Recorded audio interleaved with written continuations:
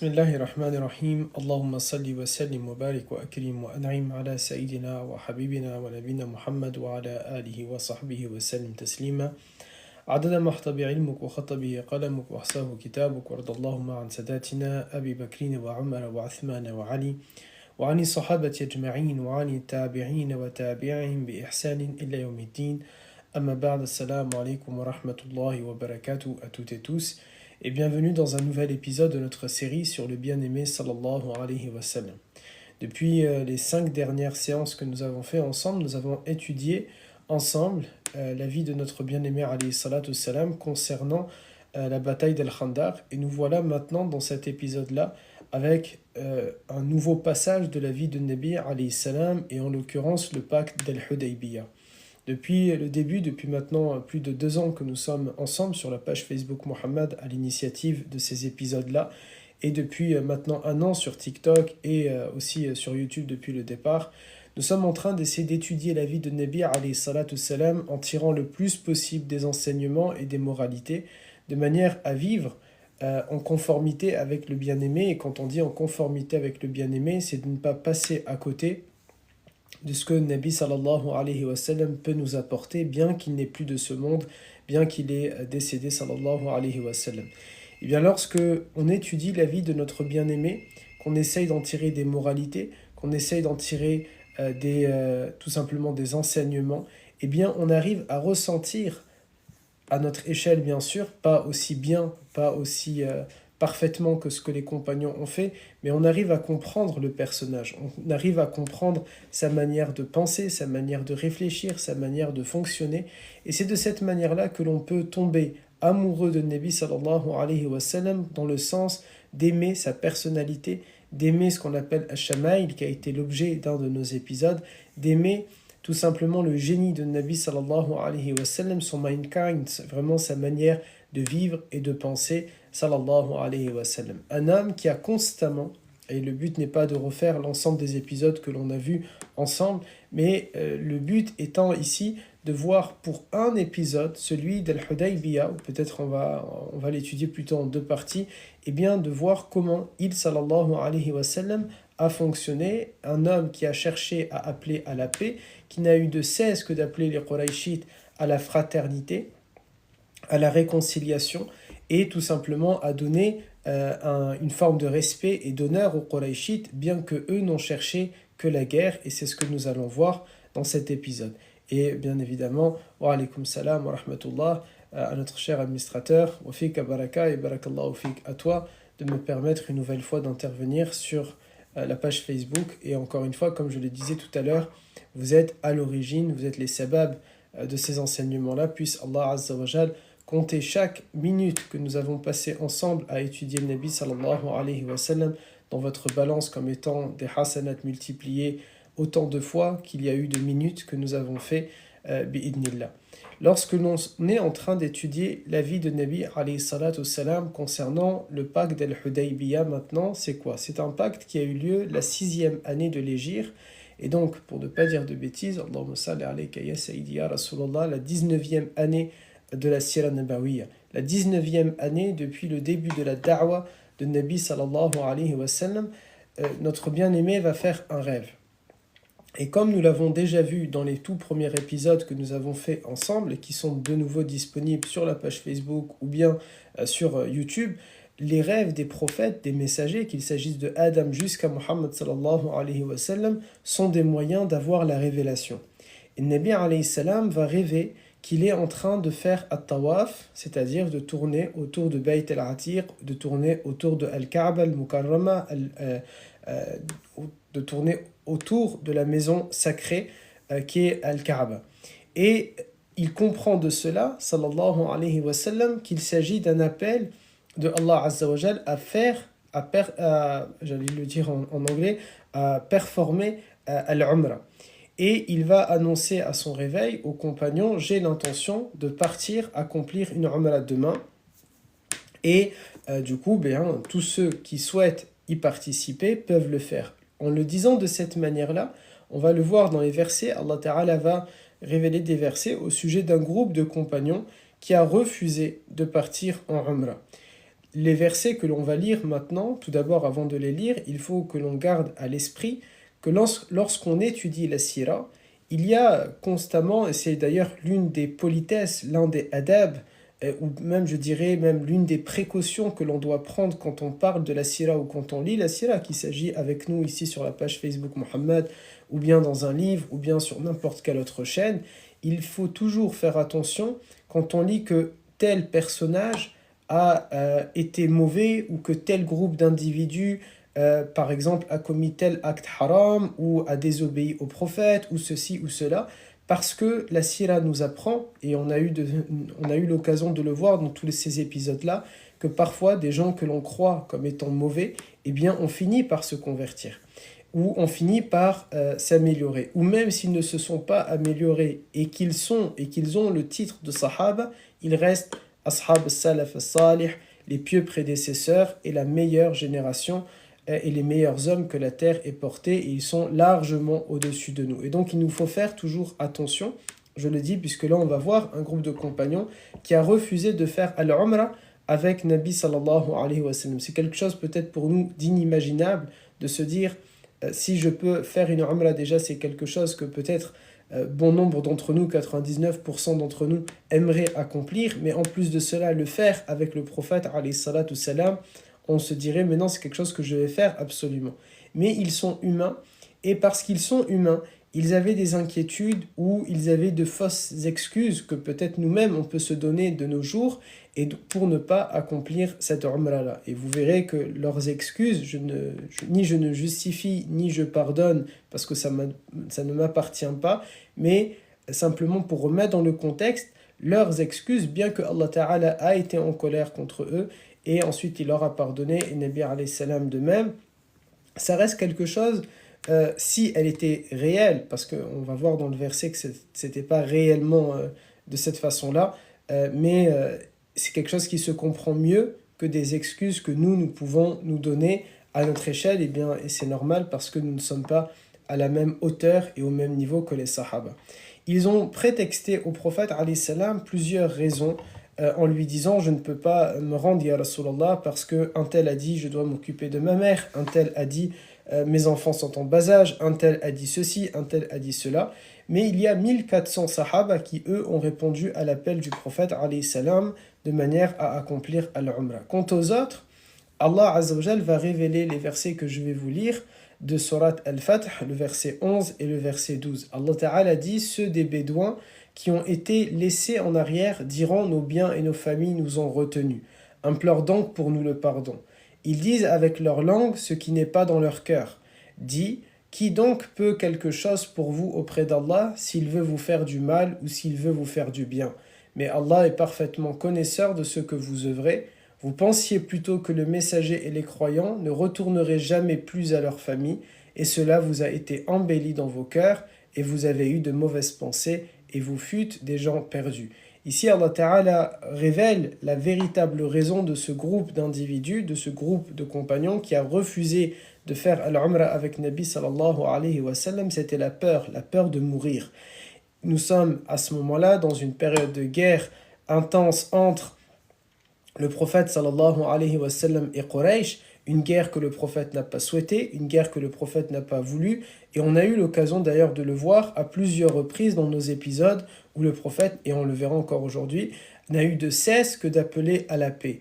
Mais Quraysh, sanguinaires comme ils sont, cruels comme ils le sont, mauvais comme ils le sont, bestiaux, j'allais dire même comme ils le sont, n'ont eu de cesse, quant à eux, de vouloir et rechercher encore et entretenir un climat de guerre, un climat qui n'est pas un climat de confiance, et donc ces compagnons-là ont eu peur pour leur vie parce qu'ils se sont dit nous sommes en situation de guerre.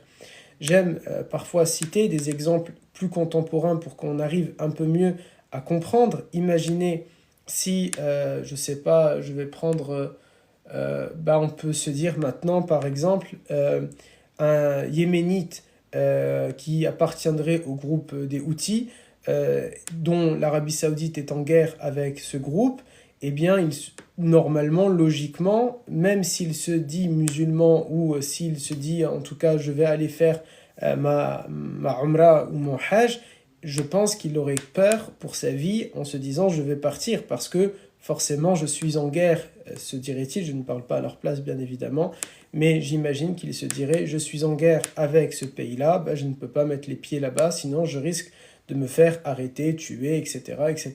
Eh bien c'est de la même manière, eux ils se sont dit nous sommes inquiets pour notre vie, donc nous n'allons pas partir, mais Allah Ta'ala a révélé leur véritable inquiétude, parce que eux ont dit d'autres raisons que ça.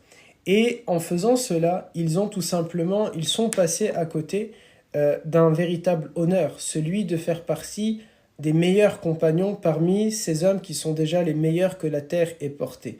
Puisque on a dit que les meilleurs hommes que la terre ait portés, c'est bien sûr as-sahaba. Et chez eux, il y a un classement que l'on peut dire de cette manière-là. Les savants nous disent que dans cet ordre, nous aimons Abu Bakr radiallahu anhu, puis Omar, puis Uthman, puis Ali. Les quatre, bien sûr, entrent au paradis. Les quatre, bien sûr, sont loyaux et fidèles à Nabi sallallahu alayhi wa sallam. Les quatre sont, j'allais dire, ces quatre bras droits. Les quatre sont des soutiens de Nabi alayhi salatu wassalam. Les quatre n'ont jamais failli à leur mission en étant les compagnons de Nabi. Ils n'ont jamais hésité. Ils ont toujours été là et disponibles. Mais en tout cas, nous, dans l'orthodoxie musulmane, dans le sunnisme, nous considérons que, quand même, c'est démarqué Sayyidina Abu Bakr radiallahu anhu, qui reste le meilleur d'entre eux, et ensuite c'est Omar ibn al-Khattab, et ensuite c'est Uthman ibn Affan, et ensuite c'est Ali ibn Abi Talib. Mais bien sûr, les quatre sont des compagnons. Tous les 110 000 à peu près compagnons sont des compagnons, et Nabi alayhi salam a dit Tuba liman arani wa tuba liman araman arani. C'est-à-dire que le paradis est promis à l'ensemble des compagnons, à l'ensemble des élèves de Nabi sallallahu alayhi wa sallam. Mais ça reste qu'il y a un classement chez eux. L'ordre, les 4 premiers que je viens de vous donner. Ensuite, on ajoute les 6 autres qui font partie de ce qu'on appelle Mubashirin bil Jannah, les promis au paradis. Bien que tous soient promis au paradis, le prophète alayhi salam, une fois, a cité 10 prénoms, dans lesquels il a cité d'abord Abu Bakr, Omar, Uthman et Ali, puis il a rajouté 6 autres compagnons, et notamment, pour ne pas dire en oublier un, je vous les lis, Talha ibn Ubaydillah, Zubayr ibn al-Awwam, Abdurrahman ibn Auf, Sa'id ibn Abi Waqqas, Sa'id ibn Zayd et Abu Ubayda ibn al-Jarrah. Lorsqu'il les cite, donc, ils sont, eux, juste après le top 1 sur le podium, les 4 premiers, puis viennent ces 6-là. Et ensuite, il y a les combattants de Badr.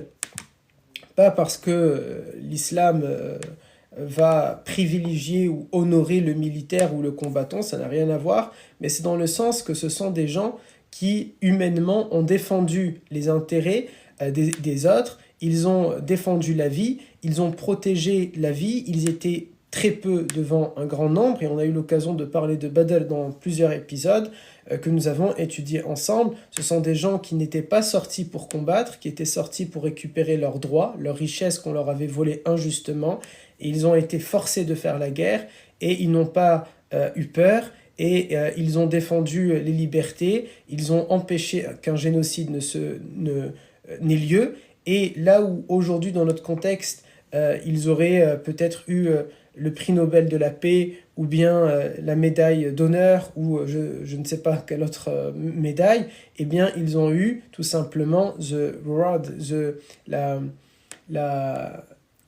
la gratification, tout simplement, d'être considérés comme étant parmi les meilleurs sahaba.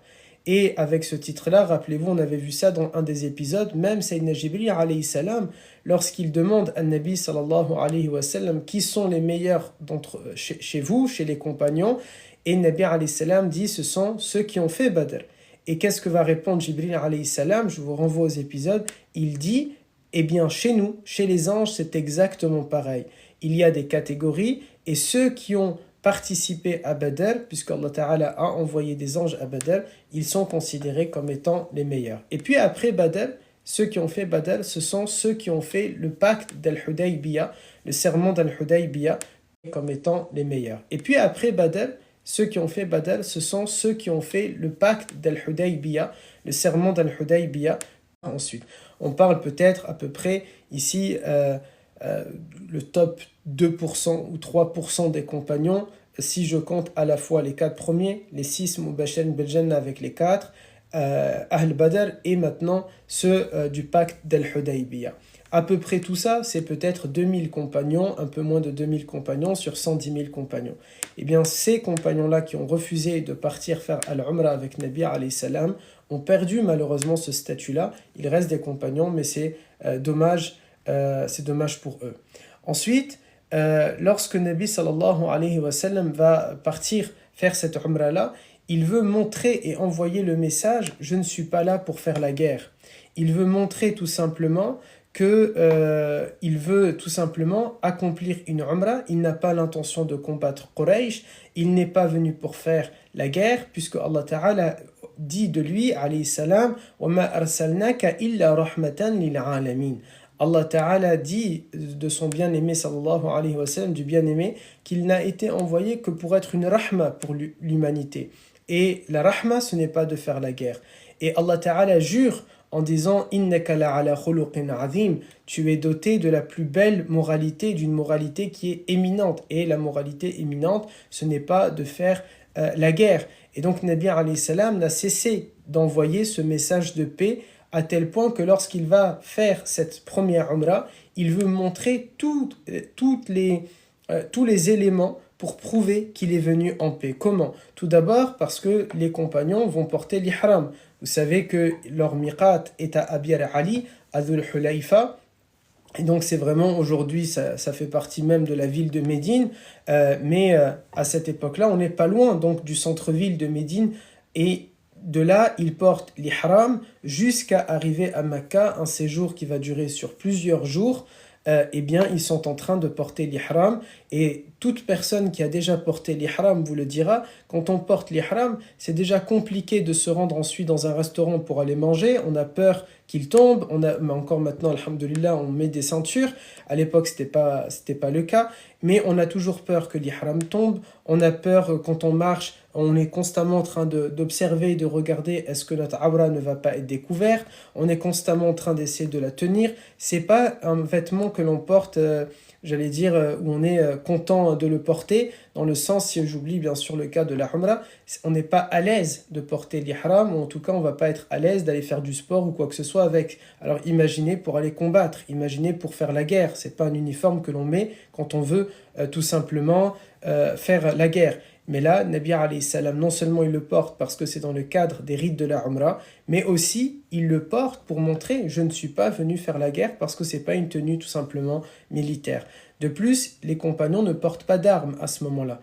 Et c'est visible, toute personne qui a déjà vu des hommes en ihram, c'est facile de voir, même s'ils avaient quelque chose en bas, c'est simple à repérer. Les compagnons n'ont pas à ce moment-là d'armes sur eux. Et leurs armes sont très légères et elles sont portées par les montures qu'il y a derrière. Donc ici, le prophète alayhi salam envoie le message « Je ne suis pas venu faire la guerre ». Ensuite, Nabi sallallahu alayhi wa sallam, il va passer par the main street, il va passer par la route principale, il ne passe pas par des routes secondaires, il n'arrive pas vers Mecca de façon cachée, il n'envoie pas des espions, il n'envoie pas des scouts qui vont être devant, de manière ensuite à aller... pardon, j'ai juste un souci avec le téléphone en haut. Hop. Il ne va pas... pardon, juste... Allahumma salli alayka sayyidi Rasulullah, puisqu'il y a 3 téléphones en même temps, si vous me permettez, on va faire semblant que c'est les soucis du direct en même temps. Hop. De manière à corriger ça. Désolé. Je vais essayer de faire ça vite.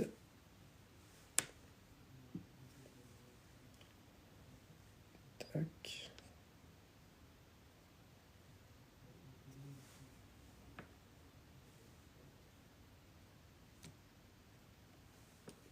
Voilà, sincèrement, désolé. Hop.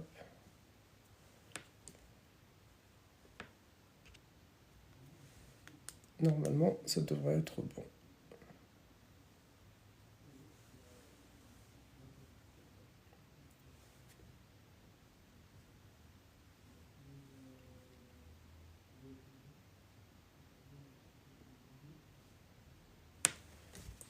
Peut-être, hop, en le prenant comme ça.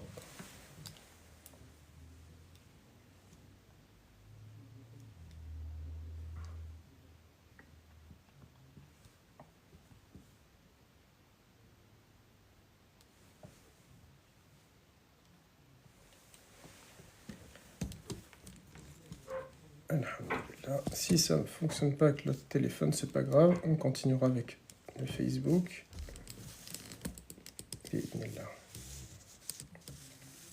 Donc, hop, j'étais en train de dire à ce moment-là, donc Nabi alayhi salatu salam, il va, désolé pour le petit souci, Nabi alayhi salatu salam, il va passer par la route principale de manière à montrer, à prouver, je ne suis pas venu de façon cachée, de manière à prouver qu'il ne veut pas faire la guerre. Il n'efface pas les traces qu'il y a derrière, mais il va tout simplement laisser les différentes traces. Donc comme s'il veut montrer, vous pouvez même remonter jusqu'à nous, vous pouvez nous retrouver et on ne va pas se cacher par rapport à tout ça.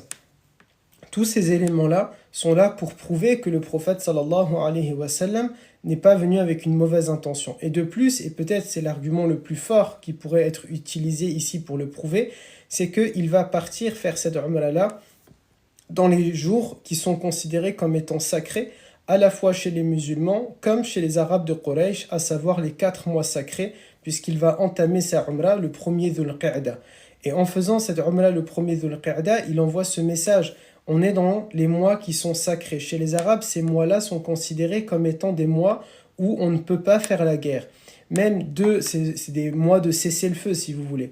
Même s'il y a des tensions horribles entre deux clans, entre deux tribus, pendant les mois sacrés, ils ne vont pas combattre. Et je vous renvoie à des épisodes sur la chaîne Facebook Mohammed ou bien sur YouTube où on a déjà évoqué cette question des mois sacrés. Tous ces éléments-là sont donc là pour montrer à quel point Nabi sallallahu alayhi wa sallam n'a pas l'intention de faire la guerre. Lorsque le prophète avance, à un moment donné, il va stationner dans un endroit à mi-chemin entre Médine et Makka, pas très loin même, c'est un peu plus que mi-chemin, pas très loin de la région de Jeddah, mais bien avant. Et en étant à cet endroit-là, il entend par des caravanes qui passent par là, par les différentes informations qui circulent, que Quraysh n'a pas l'intention de le laisser entrer dans Makka pour faire la Umrah, lui et les compagnons, et qu'ils ont envoyé Khalid ibn al-Walid, qui est considéré à ce moment-là comme étant le chef de la cavalerie, pour bloquer la route principale menant à Makka et empêcher par la force le prophète alayhi salatu salam d'entrer et d'accomplir la Umrah. Et là, Nabi alayhi salam va dire quelque chose, je ne cite pas mot pour mot la parole du prophète, mais le sens de sa parole. Il va dire, mais qu'est-ce qu'ils ont les Arabes? Qu'a donc Quraysh à m'empêcher d'accomplir cette Umrah-là? Parce que à ce moment-là, il dit, Nabi sallallahu alayhi wa sallam, s'ils ont un problème avec moi, qu'ils laissent les autres Arabes dealer, c'est-à-dire gérer mon cas de figure. Il dit tout simplement en substance aux compagnons, si les Qurayshites veulent ma mort, eh bien qu'ils laissent les autres Arabes, les autres tribus me tuer, et à ce moment-là, ils auront obtenu ce qu'ils souhaitent.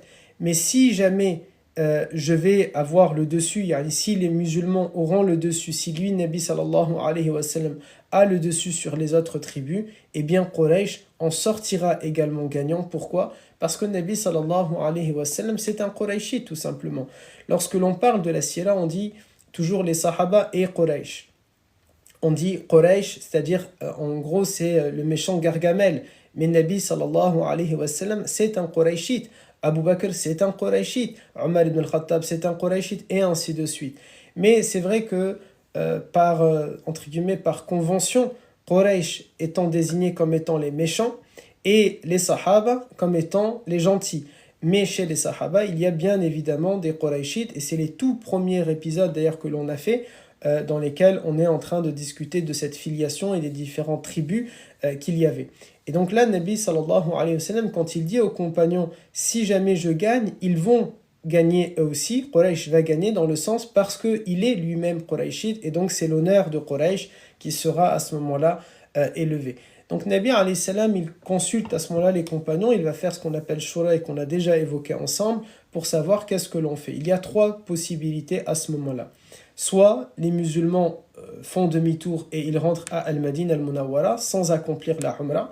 Ça, c'est la première possibilité. Mais c'était quelque chose qui était difficile à entendre pour les compagnons parce que pour certains, ça fait 6 ans qu'ils n'ont pas vu Makka. Ils ont dû laisser derrière eux leurs biens, leur famille, leurs richesses. et donc ils ne sont pas très loin maintenant de Makka, à quelques kilomètres de Makka, tout au plus à 100 km de Makka. Et donc c'est une idée qui est très difficile à encaisser et à considérer. Ou bien c'est de rentrer en force à Makka, quitte à faire la guerre. Et à ce moment-là, se préparer à la guerre et prendre ce risque-là. Ou bien faire des frappes préventives sur le plan militaire, et c'est-à-dire ici, c'était d'ailleurs une proposition du prophète, mais pas encore une fois parce qu'il veut la guerre, tout simplement il met toutes les cartes sur la table. Vous savez, lorsqu'un pays, notre patrie, si demain elle est menacée par une quelconque nation, il est normal de montrer les dents, de montrer les crocs, et de montrer notre sang-froid, et que l'État, en tout cas c'est ce qu'on attend d'un président ou de l'armée, de montrer que nous n'avons peur de rien, et que toutes les options sont posées sur la table, et que nous sommes prêts à tout pour nous défendre. C'est ce que, normalement, en tout cas, personnellement, c'est ce que j'attendrais des dirigeants, parce que de manière à ce qu'une autre nation n'ose pas nous attaquer. Mais en France, alhamdulillah, nous avons une dissuasion militaire, donc une dissuasion nucléaire, pardon, qui empêcherait un État a priori de nous attaquer. Et bien là, le prophète, alayhi salam, il parle également d'une dissuasion. On va attaquer les tribus alliées de Quraysh de sorte à montrer à Quraysh, nous sommes déterminés et nous allons cibler vos frappes, votre capacité de frappe. Si je prends un autre exemple, lorsque l'on veut attaquer, par exemple, un pays se fait attaquer, prenons l'exemple par exemple de l'Ukraine, qui est d'actualité, pour que l'Ukraine ne doit pas subir un amas de bombes qui tombent sur son territoire, on pourrait se dire, je ne justifie pas, je ne cautionne pas et je ne légitime pas, et d'ailleurs personne ne me demanderait mon avis pour le faire, mais on pourrait comprendre qu'ils vont cibler dans leur attaque des bases aériennes de l'armée russe ou bien des bases militaires de manière à empêcher toute attaque de partir de ces territoires-là. Et bien là, le prophète, alayhi salam, c'est ce qu'il dit. On va attaquer les tribus qu'il y a autour et qui sont alliées de Quraysh, parce que si Quraysh doit attaquer, elle ne va pas envoyer les soldats depuis Makka, ça prendrait trop de temps. Elle va demander aux forces alliées qu'il y a autour d'attaquer en premier. Et vaut mieux nous, à ce moment-là, attaquer. Mais, rassurez-vous, pour celles et ceux qui pensent que le prophète alayhi salam est un sanguinaire, lorsqu'il propose cette shura, que disent les compagnons? Ils disent, Ya Rasulallah, nous sommes venus faire al-Umrah, et c'est mieux que l'on va tenter de faire cette Umrah-là, et de garder cette intention-là. Et Nabi alayhi salam, bien sûr, il est d'accord avec cela, mais il a fait Ashura puisque Allah Ta'ala lui demande de demander l'avis aux Sahaba, et c'est ce qu'il a fait. Comme quoi, vous voyez, malgré ce que peuvent penser certains, c'est une démocratie, alhamdulillah. Et du coup, ils vont continuer de faire leur Umrah. Mais il y a un souci, c'est qu'il faut composer avec le fait que Khalid ibn al-Walid va empêcher l'entrée dans Mecca et qu'il bloque, il y a un blocus de la route principale. À ce moment-là, le prophète alayhi salam va dire aux compagnons qu'ils vont faire un détour, quitte à passer par une montagne qui est très rocheuse, qui est volcanique, et donc c'est difficile de devoir la grimper. Il y a des personnes âgées avec eux, et encore une fois, souvenez-vous, ils sont en ihram. C'est pas quelque chose qui est simple, et c'est pas quelque chose qui est facile. Gravir une montagne en ihram, c'est compliqué. Et en plus de ça, il y a des montures il y a des personnes âgées, il y a des personnes peut-être qui n'ont pas cette capacité-là de pouvoir grimper cette montagne-là. Ils vont faire tout ce détour-là, un grand détour, et ce grand détour va leur faire perdre plusieurs jours. Et le fait de perdre plusieurs jours, eh bien, ça veut dire que l'approvisionnement en nourriture, en eau qu'ils avaient prévu pour arriver jusqu'à Makka et ensuite à Makka racheter de nouvelles provisions sur place et pour rentrer, ne va pas leur suffire. Il n'y a pas des distributeurs de nourriture tout le long du trajet.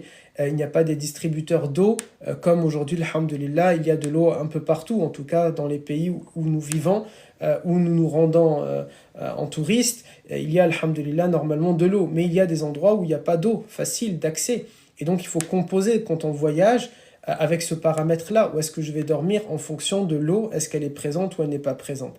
Et en faisant ce détour, le prophète alayhi salam va comparer ce séjour-là, ce voyage-là, ce détour plutôt, et non pas séjour, ce détour-là aux compagnons, en le comparant à l'histoire de Moussa alayhi salam et de son peuple, en disant c'est comme lorsque Moussa alayhi salam avec le peuple d'Israël, ils ont dû fuir Pharaon, les tourments de Pharaon, et ils sont passés avec difficulté jusqu'à la mer et que la mer a été ouverte en deux et qu'ils ont pu traverser, eh bien c'est exactement la même situation aujourd'hui dans laquelle ils se trouvent les compagnons. C'est avec difficulté. Pharaon était en train de poursuivre par derrière Moussa alayhi salam et le peuple d'Israël, et bien là, Khalid ibn al-Walid n'est pas derrière, Khalid bien sûr n'est pas Pharaon, Khalid est devenu un grand compagnon et alhamdulillah, mais c'est dans le sens que c'est difficile également et qu'il faut fuir un danger imminent. Ils vont arriver ensuite, donc ils vont faire ce détour-là, et là, Qaswa, qu'on a déjà évoqué son histoire, qui est la chamelle du prophète sallallahu alayhi wa sallam, va décider de ne pas avancer. Et Nabi alayhi salam va dire aux compagnons, lorsqu'ils ont pensé que Qaswa a été entêté, c'est une histoire assez connue, le prophète dit que Al-Qaswa, c'est pas dans sa nature à Qaswa d'être entêté, mais elle a simplement été stoppée par celui, Azza wa Jal, ici il parle de Allah tabaraka wa ta'ala, par celui qui a fait avant elle arrêter El-Fil, l'éléphant, qui est là aussi un épisode que nous avons déjà évoqué lorsque Allah Ta'ala évoque Alam tara kayfa fa'ala rabbuka bi ashabil fil, le fait qu'un éléphant une fois a failli écraser le peuple qui vivait autour de la Kaaba et de manière à détruire même Al-Kaaba. Lorsqu'ils vont se mettre à cet endroit-là, il y a un puits, mais ce puits malheureusement est asséché, les compagnons ont soif et ils commencent à craindre pour leur vie, à craindre pour leur situation. Nabi alayhi salam envoie quelques compagnons en bas du puits en leur disant de remonter même le minimum d'eau qu'ils vont pouvoir voir, de le remonter. Et lorsqu'ils le font, lorsqu'ils vont remonter, Nabi alayhi salam va y faire dua et bien sûr la baraka et la ni'ma et les mu'jiza, les miracles et les bienfaits de Nabi sallallahu alayhi wa sallam vont faire que l'eau du puits, le puits en tout cas va monter en eau, monter en eau. Ici, si je fais une petite pause, parce que le but étant de tirer des enseignements et des moralités, c'est le fait que ce qu'on appelle al-mutawatir, lorsque quelque chose est notoire. Qu'est-ce qui fait qu'aujourd'hui nous sommes convaincus de la véracité de l'existence de Nabi sallallahu alayhi wa sallam? Qu'est-ce qui fait que nous pensons et nous croyons dans ces miracles-là? C'est le fait qu'il y a suffisamment de personnes qui ont vécu cette situation, 1400 compagnons, qui fait que la raison ne peut pas croire qu'ils se sont mis d'accord sur un mensonge. Lorsque vous avez à partir d'un nombre de personnes, la raison ne peut pas croire que ces gens mentent. Par exemple, aucun d'entre nous, en tout cas a priori, je ne sais pas, mais a priori, aucun d'entre nous n'a vécu la Seconde Guerre mondiale. Mais pourquoi nous croyons dans l'existence de la Seconde Guerre mondiale? Pourquoi, par exemple, nous n'allons pas être des négationnistes? Pourquoi nous n'allons pas remettre en cause l'existence des chambres à gaz? Pourquoi nous ne mettons pas en cause l'existence réelle qu'il y a eu un holocauste? Parce qu'il y a eu tellement de personnes et des millions de gens qui ont subi cela que notre raison nous empêche de croire, à moins qu'on soit un complotiste puissance je ne sais pas combien, notre raison nous empêche de croire qu'ils se sont mis d'accord pour dire « Allez, venez, on va mentir à l'humanité entière et on va faire croire qu'il y a eu des chambres à gaz et on va faire croire qu'il y a eu un holocauste et on va faire croire que Hitler nous a ceci ou Hitler nous a cela. » C'est quelque chose qui est impensable. À partir d'un nombre d'individus, une personne qui raconte un récit, on peut douter. 2 personnes, on peut se dire ils se sont mis d'accord. 3, peut-être, 4, peut-être. Mais au bout d'un moment, des individus qui vivent dans des endroits différents, que rien ne les rassemblait auparavant, sont d'accord pour raconter un même récit. À ce moment-là, tout simplement, la raison ne peut pas croire que ils vont se mettre d'accord pour un mensonge. Ou bien, tôt ou tard, le mensonge va finir par éclater.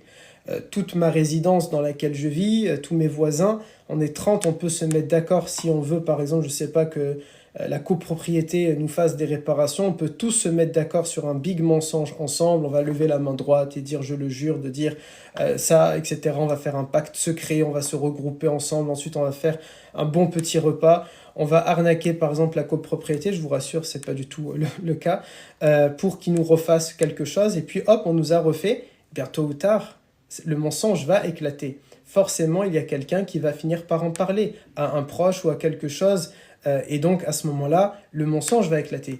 Mais nous, au bout d'un moment, donc si Nabi alayhi salatu salam aurait menti, eh bien forcément le mensonge aurait éclaté. Mais alhamdulillah, nous ne disons pas que Nabi sallallahu alayhi wa sallam est un menteur, qu'Allah, pas du tout.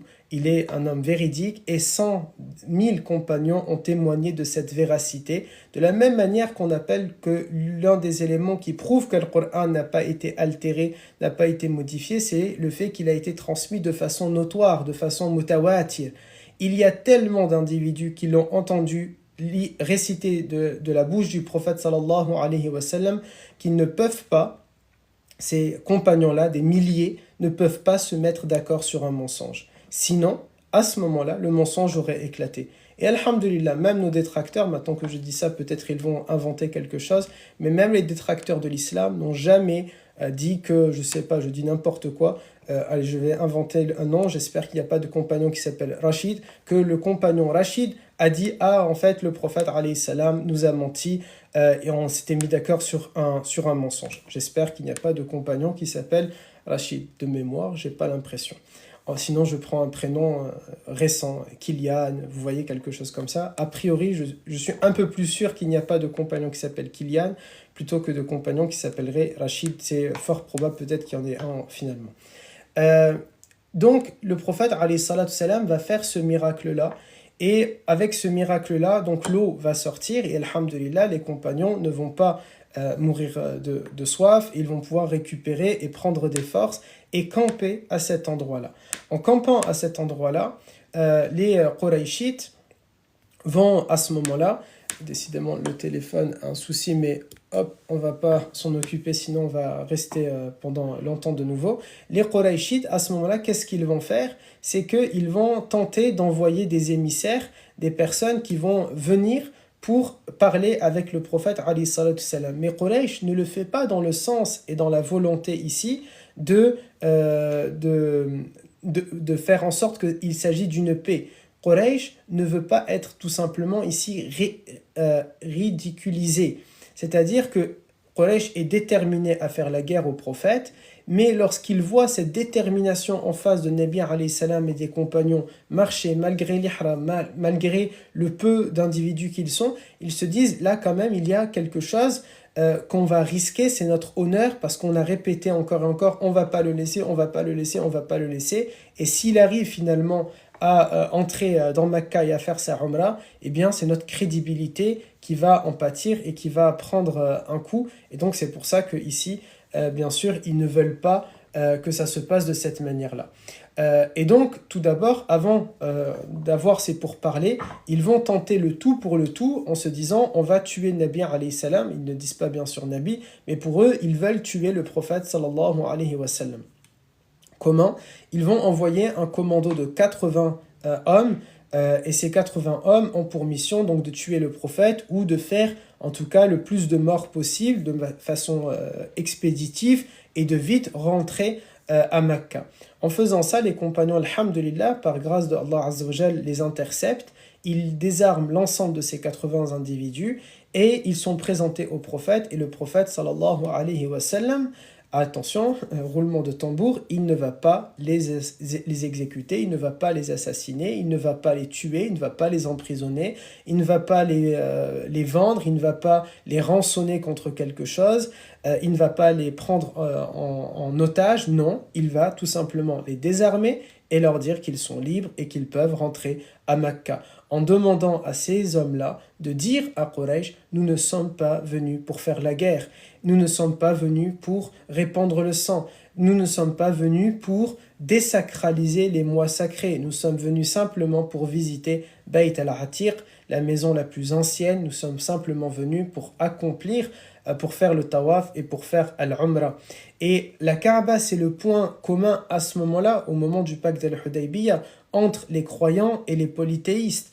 Les polythéistes tournent autour de la Kaaba, mais parce qu'ils l'ont ils l'ont pas désacralisé, dans le sens que, alhamdoulilah, elle est restée sacrée depuis toujours, mais ils ont tenté peut-être de la désacraliser, ou ils ont tenté de la souiller en y mettant des idoles à l'intérieur, mais ça n'a pas empêché Nabi alayhi salam de se dire, je peux quand même accomplir al-Umrah. Et pendant tout ce temps-là, la Qibla n'a pas changé. Ça nous donne encore une fois un enseignement. Le but étant de lire la sira avec des enseignements. Si que Dieu nous préserve, que Dieu nous en préserve, et que Dieu protège Bayt al-Atiq, que Dieu protège al-Kaaba, que Dieu lui augmente en honneur et en bienfait, que Dieu la préserve de tout mal ou de toute mauvaise intention de n'importe quel individu, de l'islam ou en dehors de l'islam. Mais si un jour, astaghfirullah al-azim, quelqu'un décide de mettre une idole à l'intérieur de al-Kaaba, pire encore, imaginons, je sais pas, je vais dans un extrême, quelqu'un décide d'en faire son lieu de maison ou son lieu où il va mettre sa tombe à l'intérieur et y être enterré. Est-ce que l'on change notre qibla? Non, alhamdulillah. Parce que les musulmans ont continué de prier, même si Quraysh y a mis des choses. Simplement, les croyants, qu'est-ce qu'ils vont faire? Ils font la part des choses. En tournant autour de la Kaaba s'il y a des idoles, ou bien en faisant la prière en l'utilisant comme étant une qibla, même s'il y a des idoles intérieures, on fait la part des choses entre ce que eux ont mis et pourquoi nous sommes en train de nous prosterner dans cette direction-là. Al-Kaaba n'est pas adorée par les croyants. Elle n'est pas adorée, on ne lui adresse pas quelque chose, on n'est pas en train de lui demander des faveurs. Alhamdulillah, c'est juste un point de direction. D'ailleurs, Qibla, ça veut dire une direction. Et ça nous montre le pacte d'Al-Hudaybiyah, ou bien la Umrah ici que le Nabi alayhi salam veut faire. Il ne dit pas, je ne vais pas aller en Umrah parce que dans tous les cas, ils ont mis des idoles à l'intérieur. Je ne vais pas faire la Umrah parce que Quraysh est en train de souiller cet endroit-là. Non, il peut faire al-Umrah tout en séparant, en faisant la distinction entre ce pourquoi lui est là et ce pourquoi eux font. Et subhanallah, il y a peut-être aujourd'hui, pendant que Dieu nous préserve d'être de cela, mais pendant qu'on tourne ensemble autour de la Kaaba, il y a peut-être des personnes qui commettent des bid'ah et d'autres qui n'en font pas. Il y a peut-être tout en même temps que l'on tourne autour de la Kaaba, des gens qui sont venus pour adorer Allah Azza wa Jal, seul, unique et sans associé. Et il y en a d'autres, peut-être c'est pour d'autres raisons et de mauvaises intentions. Et Nabi sallallahu alayhi wa sallam, il va donc libérer ces 80 hommes en leur disant « je veux la paix ». À partir de là, il y a des négociations qui vont se faire entre le Quraysh et le prophète sallallahu alayhi wa sallam, et ces négociations-là, on les verra dans le prochain épisode, qui sera donc notre partie 2 sur le pacte d'Al-Hudaybiyah. Barakallahu fikum, subhanakallahumma wa bihamdik, nashhadu an la ilaha illa ant, nastaghfiruka wa natubu ilayk, subhana rabbika rabbil izzati amma yasifun, wa salamun ala al-mursalin, walhamdulillahi rabbil alamin. Barakallahu fikum, que Dieu vous préserve, et faites attention à vous, à votre foi, et ne nous oubliez pas dans vos du'as, les administrateurs de la page, et bien sûr, s'il vous plaît, moi également. Barakallahu fikum wa salamu alaykum wa rahmatullah.